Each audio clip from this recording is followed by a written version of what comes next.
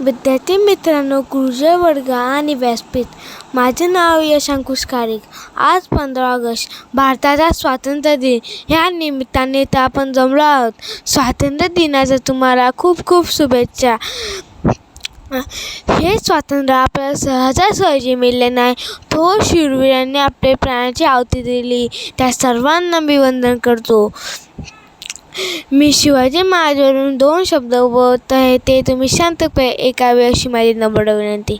65 किलोची तलवार वागवतो त्यांचं नाव येसाजी.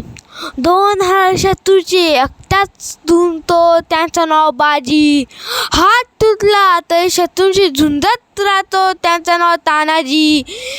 8 तासात घोड्याला दिल्लीवरून पुण्यात आणतो त्यांचं नाव संताजी. शत्रूंच्या छावणीत घुसून छावणीतून मुकुट तोडून आणतो त्यांचं नाव धनाजी.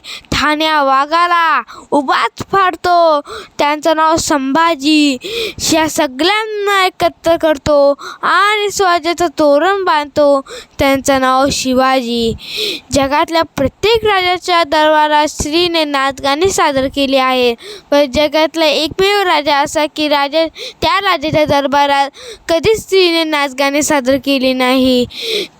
पण स्त्रीला माते समान मानणे हे शिकवण राजमाता जिजाऊंनी छत्रपती शिवाजी महाराजांना दिली होती. पण आपण काय पाहतोय की समाजामध्ये स्त्रीवरती अत्याचाराच्या घटना घडत आहे. हे कुठे थांबावे पाहिजे, कारण आपण या भारत भूमीचे, या महाराष्ट्राची लेकरं आहोत. एवढे बोलून मी माझे 2 शब्द संपत आहे. जय हिंद, जय भारत.